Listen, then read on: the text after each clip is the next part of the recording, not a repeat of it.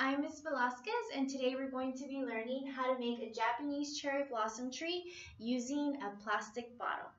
Okay, so our materials are going to consist of pink paint, which I have right here, brown paint, which is right here, and we have our aprons. This is my apron, which, by the way, y'all, is going to go more down to avoid any accidents.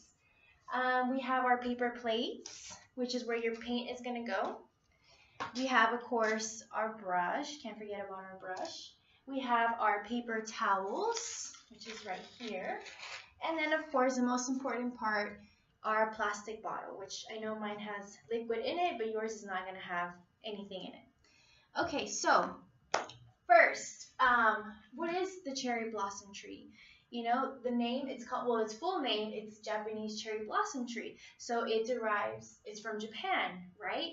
So its origin basically consists that to them, the Japanese culture find the tree very important to them because it signifies spring. So when this tree starts blooming its beautiful pink flowers, the Japanese people know that, hey, spring is coming. So they often do huge festivals called the Japanese Cherry Tree Festival, and it's just a very important, pretty plant that a lot of them actually have in their homes. So that's a little bit of their background.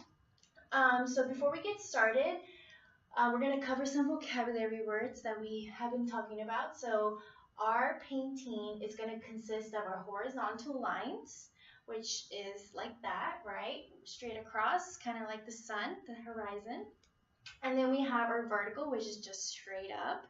And then we're going to do strokes. So stroke is basically how you move your paintbrush. You're going to do soft strokes, you know, just like this. So whenever you hear me say, oh, let me see your strokes, you know, I just kind of want you to go like that. And I want you to start going like that or like that, you know, but just kind of soft, you know, up and down movement. Okay, so first, let's get into our art project. Let's grab our brown paint, and we're going to put a little bit of it on our paper plates. So just a little bit on our paper plate. And then we're going to grab our pink paint. You can shake it if it needs to be shaken. And we're going to put a little bit on our plate. There.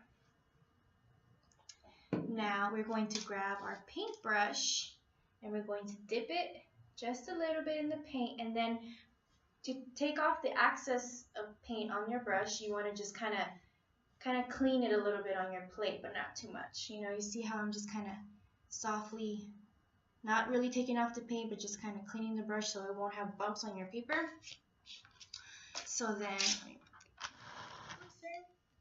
So now we are going to start with a vertical line. So now I want you to go from the very bottom of the piece of paper and just do a soft stroke up. Just a straight line right about here.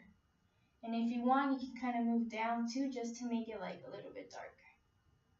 Okay, so once you have that vertical line, now we're going to move into our horizontal line. I think we should have enough paint for the horizontal. So you're gonna start from where you stopped, and you're gonna start going horizontal. So like that. But you don't want to go all the way to the other side because you want to leave room for your plastic bottle that we're going to use for a little bit. But first, let's just create the tree trunk.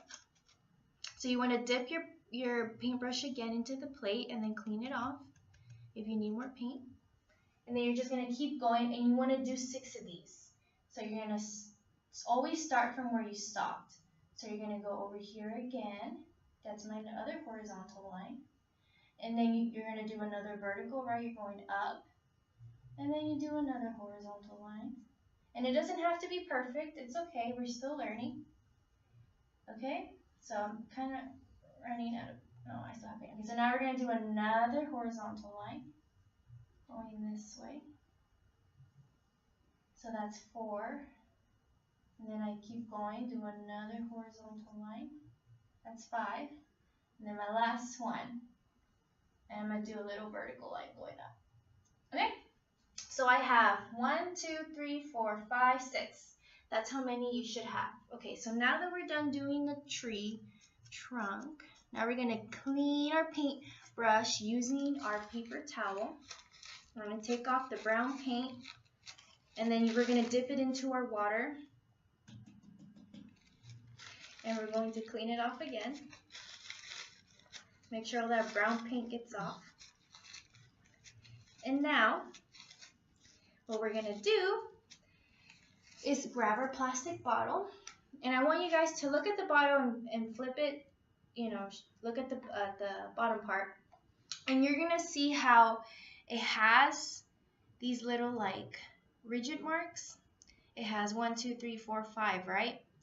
So what we're going to do is we're going to paint this part, and we're going to grab our bottle painted, and then we're just going to kind of like a stamp, and then put it right here, and it should leave a really pretty flower print. So now let's grab our pink paint, and we're going to do the same thing. We're going to clean off a little bit of it so you won't put too much, and then you're just going to do soft strokes on your plastic bottle, and you want to cover the whole thing. Okay, so you're just going to do it like that, cover the whole thing.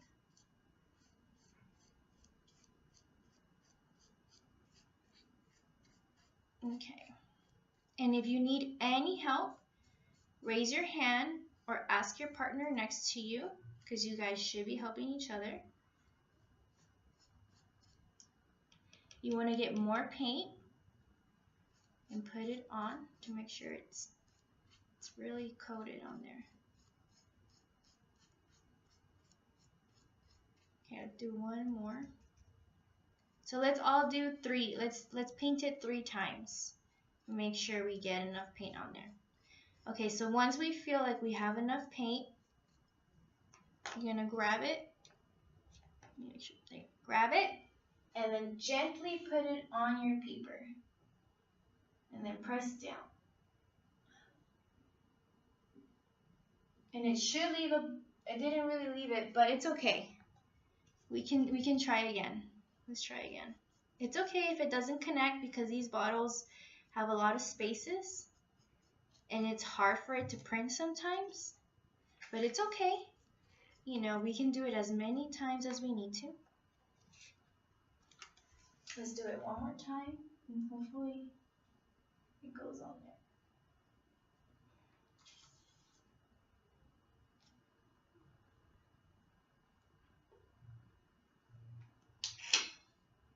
And if you have to, grab your paper and press on it like that.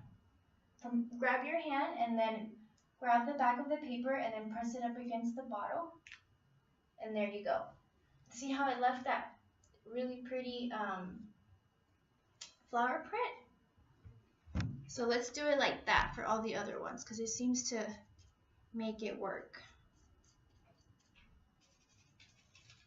Okay, so more paint on it. Now let's do all the other ones. Okay. Yay, it worked a lot better. Let's do it one more time. Make sure we get a good print. There we go. Let's get some more pink paint because I ran out.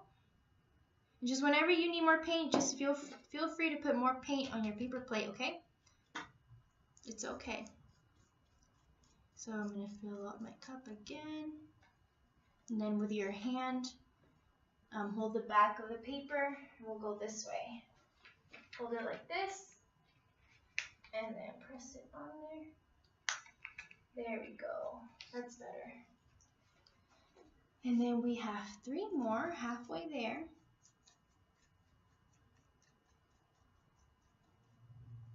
Halfway there. Then we're going to do it again. And there we go. Perfect. That method seems to work way better. Is to we put our hands behind a piece of paper. And then we'll do it again with my hand behind the paper. Press press on it gently. Make sure all the corners are on there. There you go. And then one more time.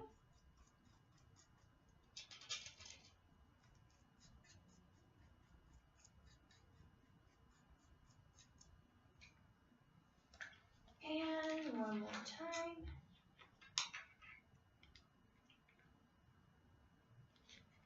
And there we go. And voila! You have a beautiful Japanese cherry blossom tree that you made using a plastic bottle, which honestly, before I even found this project, I never even thought of using the bottom part of a plastic bottle to make flower prints. And so once we're done with this, I want you to write your name right here on this corner. And then I want you to gently grab your piece of paper and put it on the table that's by the door. And we're just going to put them all in a line so they can dry. And then when they're done, you can take them home.